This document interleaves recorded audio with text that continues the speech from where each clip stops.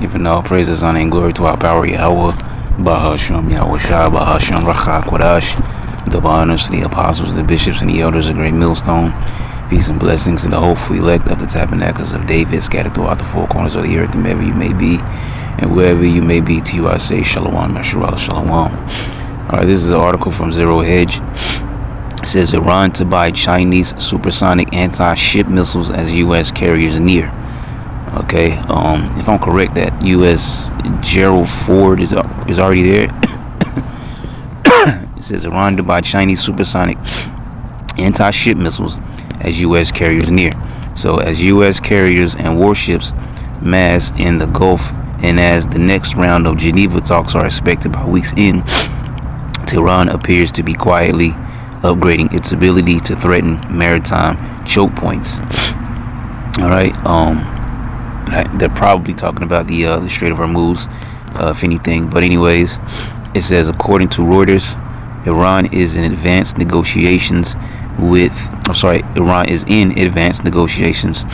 Beijing to purchase Chinese-made CM-302 anti-ship cruise missiles, which are supersonic weapons, projectiles which go faster than the speed of sound, designed to skim low over the water and evade naval defenses. Which I want to look it up, and I'll bring it up anyways. Little small things that came up here. Right here, and I think there's another one. I'm gonna grab this. If it'll drop down, there you go. As a matter of fact, I'll just read this first. So it says, can the U.S. shoot down a hypersonic missile? The U.S. currently has limited maturing capabilities, meaning that they're still growing their systems and their technology, maturing capabilities to defend against hypersonic missiles, which are difficult to counter due to their high speed. And it says greater than Mach 5, low altitude, and maneuvering capabilities. While systems like the SM-6 show potential for terminal defense, the U.S. lacks a robust, layered shield with full capabilities expected in the mid to late 2020s.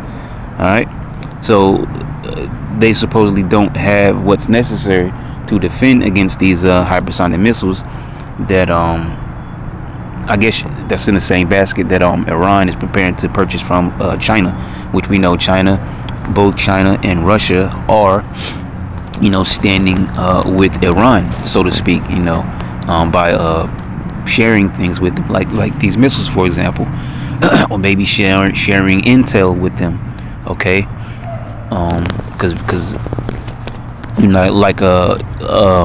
like when Iran struck with the 12 Days War, struck the state of Israel, they probably gained intel from Russia or China.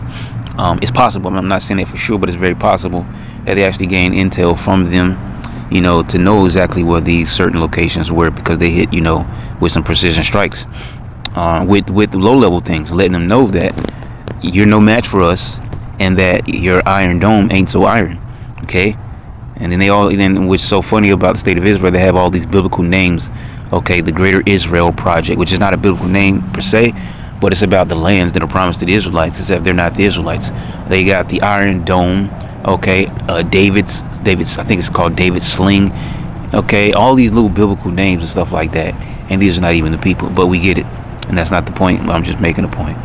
So what is the range of the CM-302 missile? The deal for the Chinese-made CM-302 missiles is near completion.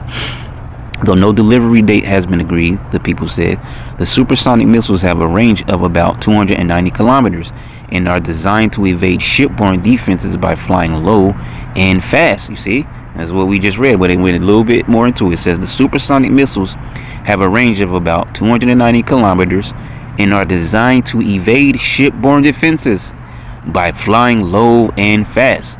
So if things pop off and they attack these carriers, we're going to see exactly what America has to defend against it. Okay, if they're able to do anything with them at all.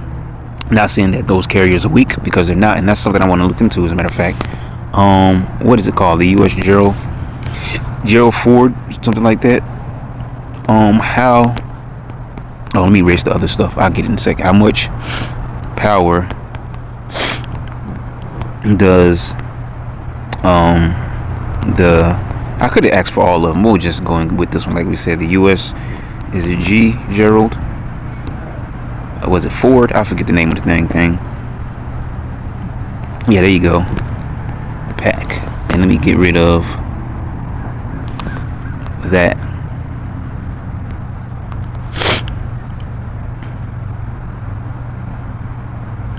So the USS Gerald R. Ford CVN-78 packs immense power, generating roughly 700 MW. It's probably megawatts more electrical power than Nimitz-class carriers. Its two A-1B nuclear reactors, designed by Bechtel, are engineered to produce at least 300 megawatts of electricity. I want to know about the weapons.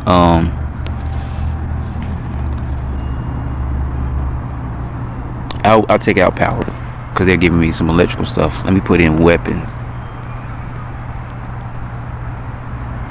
Yeah, I guess that'll work for a question. See if the same thing will come up or not.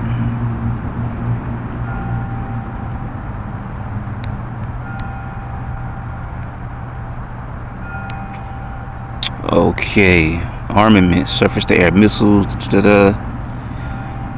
It's not really giving me exactly what I'm looking for. I want to know exactly what it's capable of, which is just giving me some stuff, but it's not exactly what I'm looking for. It's all good. How about we ask one more question, and then we'll move on. I'll put it like this: How strong is the U.S. Gerald Ford? Oh, I mean, let me take off pack. Oh, I guess that worked. So the USS Gerald R. Ford is the Navy's newest. Oh, doggone it! I should have just left pack because I just saw something different there.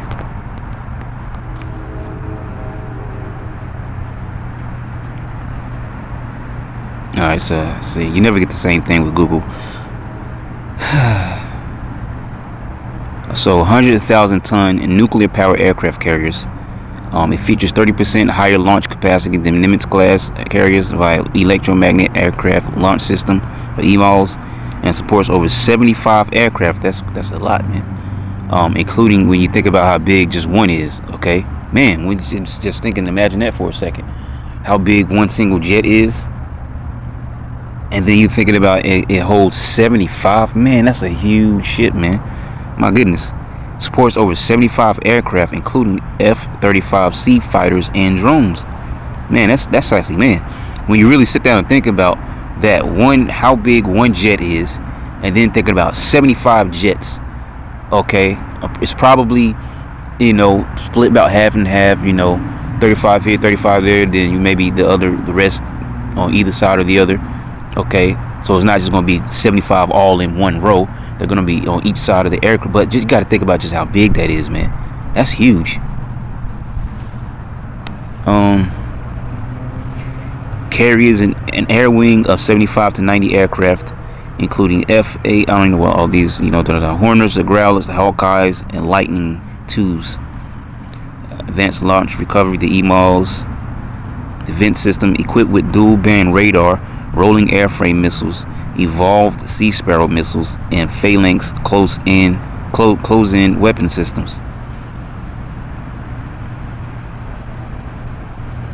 The two Bechtel A-1B nuclear reactors provide nearly unlimited range and 250% more electrical capacity than previous classes for future systems like lasers. Alright, so that's enough of that. Let's go and get back to this. Where was it? So it says the deal for the Chinese-made CM-302 missiles is near completion. No delivery date has been agreed, informed sources told the outlet. Iran has military and security agreements with its allies, and now is the appropriate time to make use of these agreements. An Iranian foreign ministry official says separately at a moment additional deals with Russia are being reported, including a €500 million agreement for Moscow to send thousands of its advanced shorter-fired missiles to Tehran. As for the Chinese CM-302, it has listed range.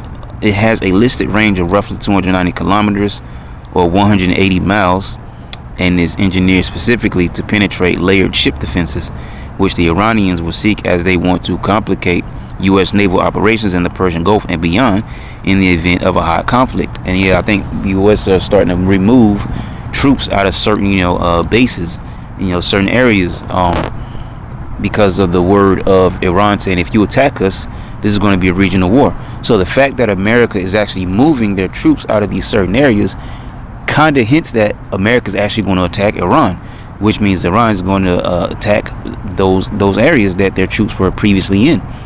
So that says a lot. It may seem like a minor thing that U.S. is removing their troops from wherever they're removing them from and relocating them. But that says that the reason why we're doing this is because if we attack Iran in any way, they're going to attack us, and they said it's going to go regional. Okay, America's a little bit of everywhere. And then you have areas of, certain people who are saying the U.S. can't use their locations to strike from. You have these Saudis that are, and we mentioned that before, maybe a couple years ago or so, where these so-called Arabic nations have had like 2 meetings, I believe, where they all came together to talk, and we mentioned that there's not going to be too many more times where America's going to do this and do that, strike this, strike that, and be allowed to do what they're doing before they make a meeting to just come all together. And we're actually slowly seeing that, all right, because America is the bully, all right, the hammer of the earth. And the scriptures say how the hammer of the earth been cut asunder, all right. And now the hammer is about to be nailed. That's what this World War III is mostly about, all right, destruction of Babylon the Great. And then Yahushua is going to come to subdue all the rest of the heathen nations. It says it is engineered specifically to penetrate layered ship defenses, which the Iranians will seek as they want to complicate U.S. naval operations in the Persian Gulf and beyond in the event of a hot conflict. Talks to acquire the weapons have reportedly been in the works for some 2 years, but were accelerated in the wake of Israel's U.S.-backed 12-day war against, you just mentioned that, U.S.-backed 12-day war against Iran last June.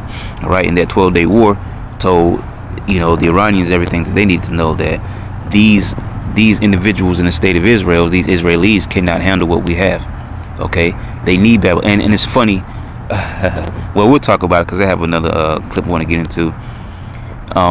These Israelis, man. Danny Citronowicz, a former Israeli intelligence officer now with the Institute for National Security Studies, has been cited in international reports describing that the acquisition would be a complete game changer if Iran has supersonic capability to attack ships in the area, because they already have what they need, for the conventional, the ground war. All right, so it's a whole nother level to be able to attack these carrier ships, because these carrier ships pack a massive power, as we just read about some of it. This is a massive power. And then they hold 75 ships, not ships, but 75 aircraft. Okay, and I believe they have, what is it now, 3? I think it was 2 that was getting sent, and now the 1. Okay, so I think that's 3, because I think US-04 is the 3rd one. Okay, so yeah, that makes for, well, let's just throw a number out there. Say 75 for each. Okay, so that's 150, and then another 75 is, let me do my math. So 150, so 200 is that 225? I think 225. If all of them carry, so I'm not sure if all of them carry aircraft, but we'll just say an example that if all of them carry aircraft, that's 225 jets. Okay, that's a lot of jets for one area. But I know for sure, because we just read it, that the US-04 carries aircraft. All right, they carry jets. So either way you look at it, 75 is a lot of jets. But yeah, it says it's a complete game changer if Iran has supersonic capability to attack ships in the area. These missiles are very difficult to intercept, he added. China does not want to see a pro-Western regime in Iran. Okay, and that's what they want to do, regime change. And they're not, after blowing up the pages and all this kind of stuff, crashing choppers and all these things, they still didn't get what they wanted. Okay, and they're not gonna. They attempted to um, incite an overthrow with the protests that were happening in Iran. That didn't work. Okay. They wanted to have meetings, and what is his name? Ali Khamenei. He wasn't disclosing his location because he knows how they operate. Those Israelis, along with the Americans, would attempt to blow up the house that he's in and assassinate him.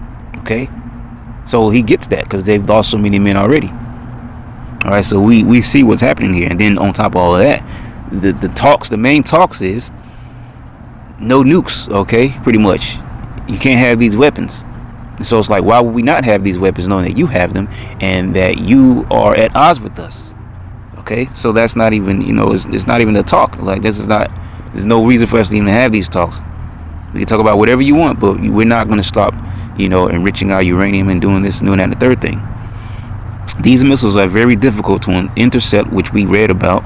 He added, China does not want to see a pro-Western regime in Iran. That would be a threat to their interest. They are hoping that this regime will stay. While neither China nor Russia will likely come to Iran's direct military aid in the event of attack. Yeah, that's what this article says. But the prophecies say otherwise. Okay, as a matter of fact, we'll probably end, because I don't think we got any scripture, so we'll grab Ezekiel 38. It says the pattern on display will likely be along the lines of these expedited weapons deals. Washington will be none too happy about this, and could move to expand sanctions and punitive. Yeah, he's already doing that. So that's his answer for everything. Sanctions. I didn't get what I want. Sanctions. Okay. So punitive measures on China's defense and dual-use industrial sectors. All right. And the Lord got these nations doing whatever that they're doing. All right, because it's all about the prophecy, man. Okay. Let me get this.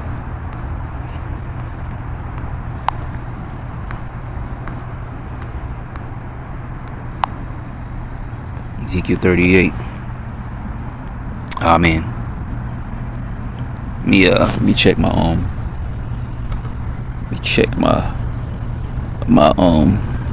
my hotspot real quick. Give me a second.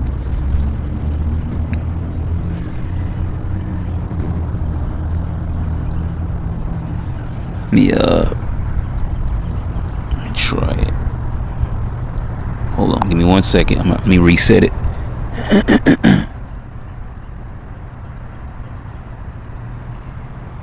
Because I'm using my tablet because my phone is so messed up. Like, whenever I do lessons, my phone is just all jacked up. Problem is with this tablet here, I don't have Wi-Fi unless I pick it up from somewhere. So I'm trying to pick up my Wi-Fi hotspot. Let me bear with me, so I won't waste time. Just give me a second here. All right, son of man, set thy face against Gog, land of Magog, talking about Russia, the chief prince of Meshach and Tubal, and prophesy against them. Chief prince, all right? Ra'ash Shah, chief Ra'ash Shah prince. Ra'ash Shah, Russia. And that's what Gog, Magog is talking about, which is one place, not two different things. All right, Gog, all right, Ma meaning of or from, in this case of from, Gog or Gog, all right, Magog. And say thus said the Lord Yahweh, behold, I am against thee, O Gog, the chief prince of Meshach and Tubal, and I will turn thee back and put hooks into thy jaws. Because after that great war, one of the last, which scriptures talk about that, one war was passed, and the second war was passed, and the third war coming quickly. Okay, and that third woe, with the woes in general, we're talking about world wars, and that third woe is talking about World War III, which we see developing. And I will bring, but to close my thought off, after that last World War, they went into a Cold War. Okay, so it was all about spying and intel and things of that nature. And ever since then, Russia has been wanting to get their get back, and they have been doing just that, building up. All right, their intel, their weapons, their for offensive, their defensive capabilities, and all these different things. And they're becoming a great nation to spar with, unlike the last time. And they're going to be used as one of the chief nations to take Babylon the Great down, which is America, aka the West. Yep. It says, and I will bring thee forth. So put him back in that Soviet spirit, that bear. Okay, waking the sleeping bear, right? and no more hibernating, and all thine army. Okay. Oh, beautiful. It actually makes me think about. I'll close with that scripture, Lord willing, I remember. Horses and horsemen, all of them clothed with all sorts of armor, even a great company with bucklers and shields, all of them handling swords. Persia, which is Iran, all right, as we just talked about, which the article leaned more towards dealing with China supplying Iran with these certain supersonic missiles, the something 302s. I forgot exactly what the name is, but China and Russia both themselves have grown to be very great countries in these latter times. All right, and there's a lot of talk about China's Jin class 094 and their 096 submarines. Okay, and speaking of submarines, there's talk about the Russia, which has the nuclear radioactive torpedo. They got the missiles that can go up in the air and just stay up there for an extended time. They got all kinds of missiles that can just change direction, so you can't really, it's hard to pinpoint it, let alone stop it. What's the ones there? Reshniks, which basically look like lightning bolts, all right, coming down. Okay, so these two nations alone have a lot of things within their arsenal. Okay, and they're hoping to supply Iran, which is a major. Iran is more like like you have a door and then you have the door hinges. Usually there's 2, maybe sometimes 3 hinges on the door. Iran's like the door hinge because the most major player is Russia. Next to that is China, but Iran is like the door hinge because the scriptures speak about how the least of the flock shall draw them out. And right now there's a very high tension between the state of Israel and Iran, which also draws in America, as the scriptures, the prophecies say, the least of the flock shall draw them out. So a lot of tension is centered around what's happening right now with Iran. Okay, but anyways, Persia, which the modern day Persians are the Iranians. Okay, you can even hear people speak about this. Okay, so it's not like it's unknown. Ethiopia and Libya, which are in the northeastern sector of Africa. I think Libya is more closer to the Horn of Africa, and Ethiopia, not too far. Is it? I'm not really privy to all the locations. Different. I think it might be north of there, but you can just fact check the map on that. But both of these are on the continent of Africa. All right, in the northeastern sector. All of them with shield and helmet. All of them with weapons of war. Gomer and all his bands, the house of Togomar of the North Quarter, over there near where you have the eastern part of Turkey, which next to that you have Georgia, Armenia, is that Azerbaijan, both of them steep between the the Black Sea to the east and the Caspian Sea to the west. Okay, I think that's that general area because I believe north of there is the Sea of Marmara or something like that. So, but it says, be thou prepared and prepare for thyself, thou and all thy company that are assembled unto thee. So all these nations that have joined together as a coalition to fight in this third world war, and be thou a guard unto them. So who is it talking to here? It's talking to Russia, telling Russia to be a guard to these other nations that are also going to come and fight against the state of Israel and America and whoever else wants to ally with them. Okay, and I'm going to go over here and end it here off of that last verse that we just read. Okay, if I'm correct, it's in the 13th chapter of Revelation.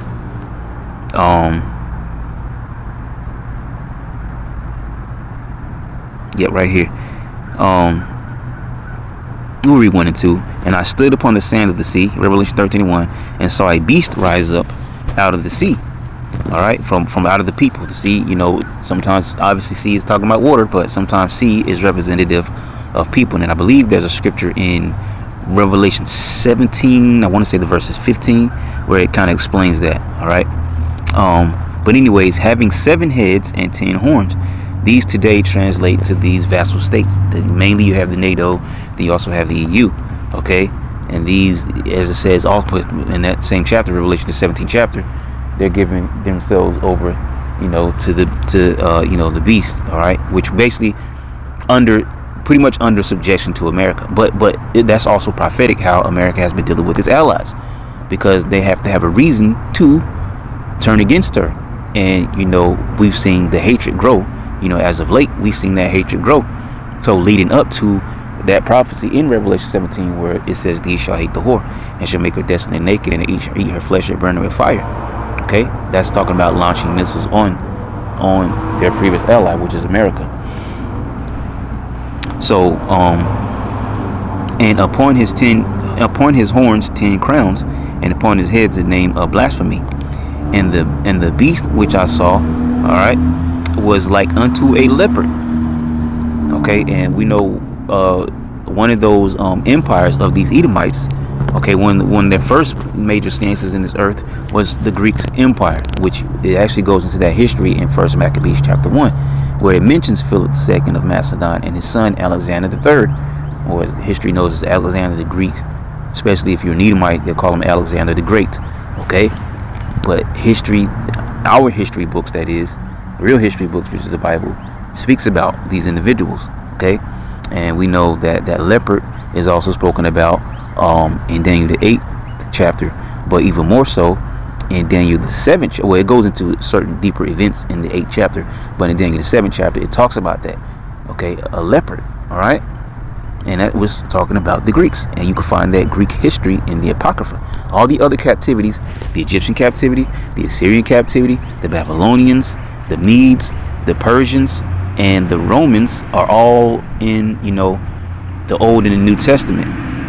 All right, which you also get some of that, Babylonian, Mede, and Persian history in the Apocrypha, but you can only find the Greek history in the Apocrypha, nowhere else. All right.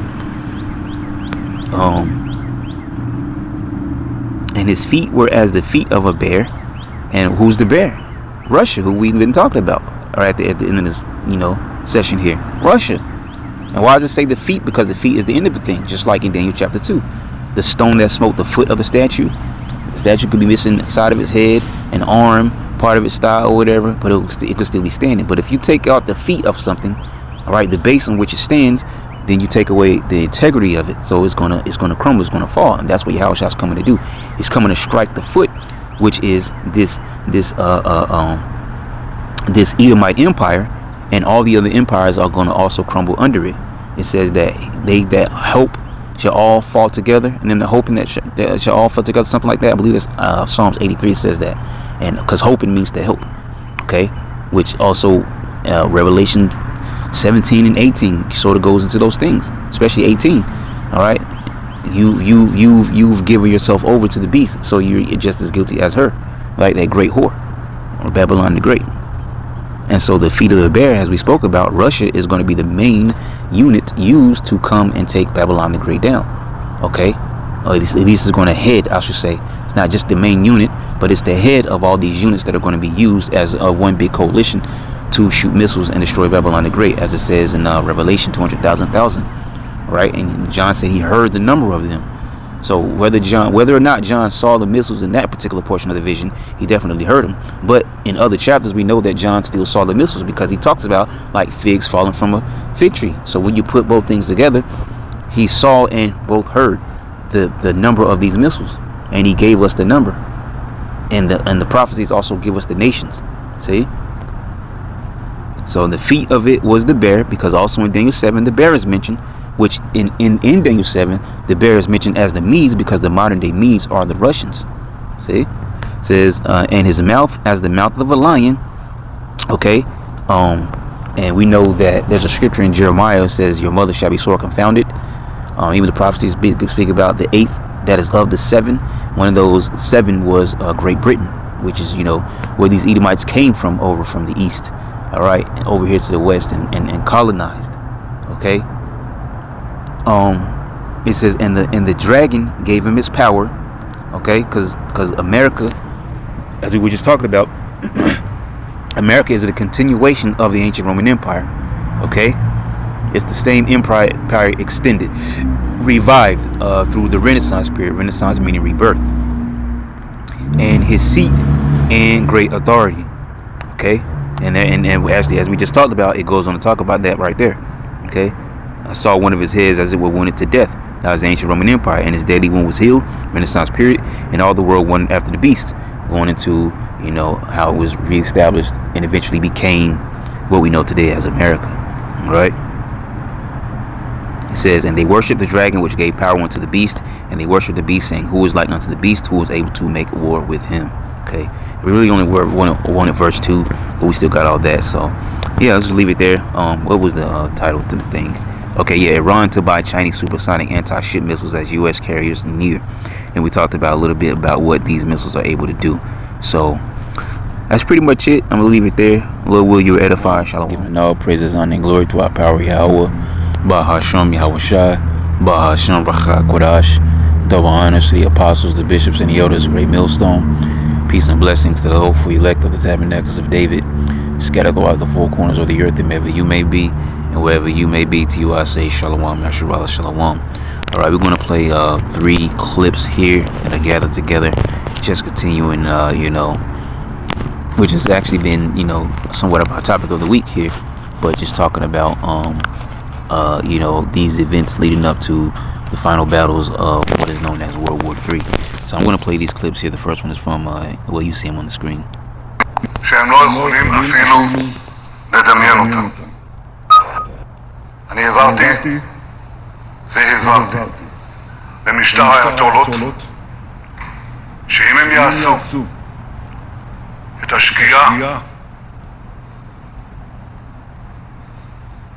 אולי הקשה ביותר בתולדותיהם ויתקפו את מדינת ישראל, אנחנו נגיע בעוצמה שהם לא יכולים אפילו לדמיין. And the funny thing about what he says there is that they're going to be attacked. He says we will respond with a force they cannot even imagine. The funny thing about that is that force that they're claiming they can't imagine is really America, because as we spoke about in our last session, they don't have what it takes to take on Iran by themselves. Okay, now there's also, we don't have it here, but there's in some of our recent news, I can't remember how recent it was, recent, but he was, the last time we looked into this guy, he was talking about he sees a hexagon of all things, but let's not go there. But a hexagon, basically after all this attacking this and that and the third thing, I find it hilarious that this dude is talking about now gaining friendship and allies. But wait a minute, whatever happened to the Greater Israel Project? See, now they're lying because he says that, oh, we're not planning to take in everybody's land. Well, what the hell is the Greater Israel Project about? The Greater Israel Project was about taking those lands because you say you're the biblical people, which you're not, but you say you're the biblical people, and these particular areas, which are factual according to the Bible, it's just that you're not the people. So these lands that these other, people lie on, you're saying that these lands belong to you, people of the state of Israel. But now all of a sudden you're saying that we're going to gain allies all around about. Well, which one is it? Is it you're going to gain allies, or is it this hexagon, this hexagon of nations, or is it the Greater Israel Project? Okay, and so I find it hilarious because these guys over here under Netanyahu, they're scrambling. They're desperate for America to attack Iran and take them out, because in hopes of taking them out, because they cannot do it themselves. You see, they can't do it themselves. So all this tough talk, all right, the Iron Dome has proven to be, insufficient and weak. So all this tough talk, he's talking about a force that they can't even imagine. The force that he's talking about is the American, Navy, okay, and troops, because that's their only hope, as well as other allies, which is why they're all of a sudden trying to talk about friendship. But you've attacked everybody. You've attacked Syria. You've attacked Lebanon.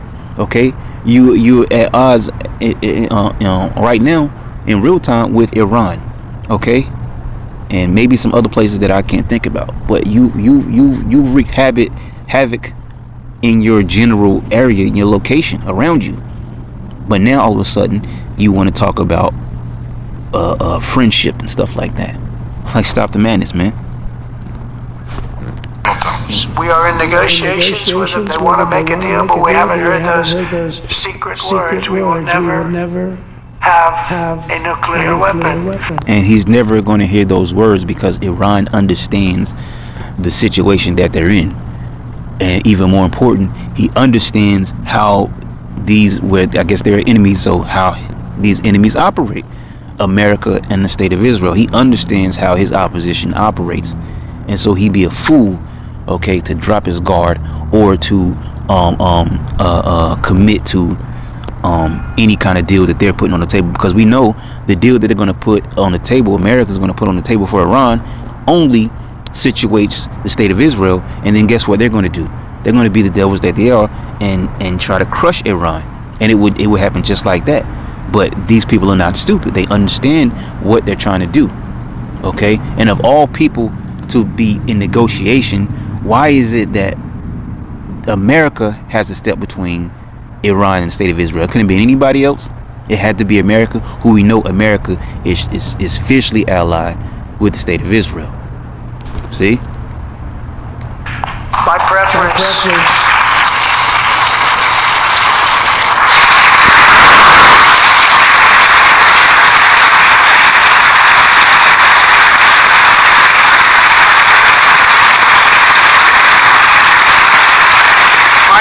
Is to solve this problem through diplomacy. But one thing is certain, I will never allow the world's number one sponsor of terror, which they are by far, to have a nuclear weapon. Can't let that happen. And see, that's what he says, but it's gonna happen, man. Okay, it's gonna happen. All right, and basically, what they're gonna have to do is go to war. Okay, that's what's happening here. All right. Prophecy of World War III. They're basically going to have to go to war. If you want to stop them from doing whatever you say you want to stop them from doing, then you're going to have to attack them and find out what you can do against it.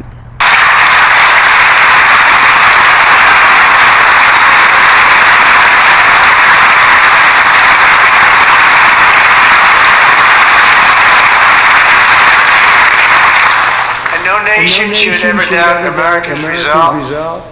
We have the most powerful military on earth. I rebuilt the military in my first term. We're going to continue to do so. Also, just to prove the $1 trillion budget, we have no choice. We have to be strong. Yeah, from the Department of Defense to the Department of War. Because hopefully we will seldom have to use this great power that we built together.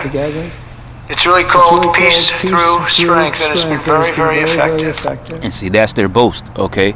That's their boast. The scriptures say, the pride of thine heart hath deceived thee, thou that dwellest in the clefts of the rock, whose habitation is I, that saith in his heart, who can bring me down, okay? Which it really starts with the elite bankers, but even when you're speaking about Babylon the Great, they speak so highly and lofty as if there's no nation on this earth that can take them down. I'm not saying that they don't have certain, great firepower and they're not a threat, but the way that they speak is as if no one can stop them ever, okay? But that's not according to prophecy, and that's all that matters, all right? Prophecy, because that's the words of the Heavenly Father coming into fruition in this earth, and we're watching these things unfold. I will make peace wherever I can, but I will never hesitate to confront threats to America wherever we must. That's why in a breakthrough operation last June, the United States military obliterated Iran's nuclear weapons program with an attack on Iranian soil known as Operation Midnight Hammer. For decades, it had been the policy of they love that, okay? And then he's speaking about Operation Midnight Hammer, okay? The hammer of the earth, right? The United States never to allow Iran to obtain a nuclear weapon. Many decades. Since they seized control of that proud nation 47 years ago, the regime and its murderous proxies have spread it's funny how he calls another nation proud, right? Nothing but terrorism, death, and hate. They've killed nothing but terrorism, death, and hate. And when you look at the historical numbers, the Edomites have done more death and terrorism and have more hate than any other nation on this planet. Okay, because you see, which it's all a world stage, but you see certain countries trying to come together and prepare themselves for the future, and it's all in vain. But I'm just making a point. But you have America, who is, and as well as I call them, the Edomites of the West, and you have the Edomites of the East, and you know what I'm talking about when I say that. These people are currently going at other people's necks, okay? So you see the major difference there between them and everyone else, and which they're all still guilty, but I was just making a point there, okay? But it's funny how he says these things about someone else, and these people act as if they don't have it. But that's part of what they try to do. They try to erase their history, like as if they don't have a history, a very murderous history, okay? A very murderous past, okay? And so they'll never talk about that and how they built this country. And if they do talk about it, they're not going to mention, slave labor, colonization, wars, especially wars that they lost, and, things of that nature, all right? They're not going to mention, these certain things. They're just going to make it seem like, oh, we were such a great people, and we came and did this and did that, and we made other people's lives better by what? Enslaving them, taking over their land, their resources, okay, going and camping in other people's countries and taking their best areas where even the people of that country can't even access their own areas because you took it over. See? But that's the devil for you. That maimed thousands of American service members and hundreds of thousands. This is something I want to point out too. I found this has nothing to do with nothing, but I just gotta say it. I found it very interesting that this dude, this war general, whoever he is, his name tag actually says Cain of all things, and you couldn't make that up. Has nothing to do with nothing, but I just wanted to point that out in case you missed it. His name tag actually says Cain here. And even millions of people. Which we know Cain is the Hebrew word Kwayan, which means spear. Okay. Called roadside bombs. They were the kings of the roadside bomb. And we took out Soleimani. I did that during my first term. Had a huge impact. He was the father of the roadside bomb.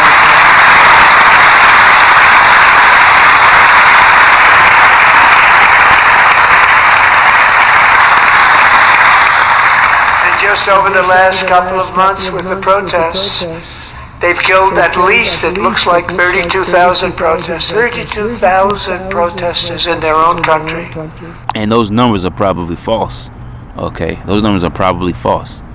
But anyways, they shot them and hung them.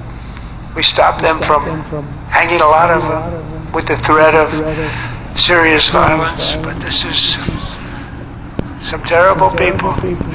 They've already developed missiles that can threaten Europe and our bases overseas, and they're working to build missiles that will soon reach the United States of America. After Midnight Hammer, they were warned to make no future attempts to rebuild their weapons program, in particular nuclear weapons. Yet they continue, starting it all over. We wiped it out and they want to start all over again, and are at this moment again pursuing their sinister ambitions. We are in negotiations with them. They want to make a deal, but we haven't heard those secret words. We will never. See, we're in negotiations with them, and we want to make a deal, but we haven't heard those secret words. We're not going to have this particular power, and that's what it's all about. We want to de-arm you with your best weapon, all right, to neutralize us, so that we can neutralize you instead. Have a nuclear weapon. My preference.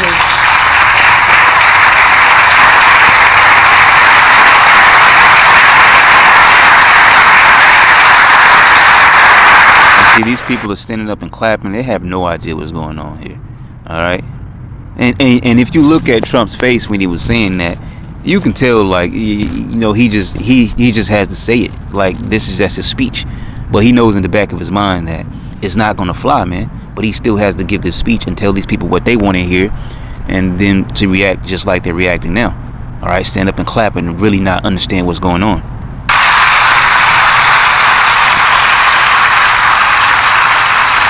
My preference is to solve this problem through diplomacy.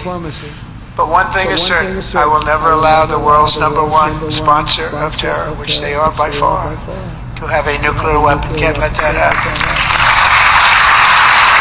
And this Cain wasn't giving too much of a reaction. None of those military men were, because they understand war more than these guys. This President Trump, the other cat that they showed there, I forget his name, with his smug look on his face. I forget his name.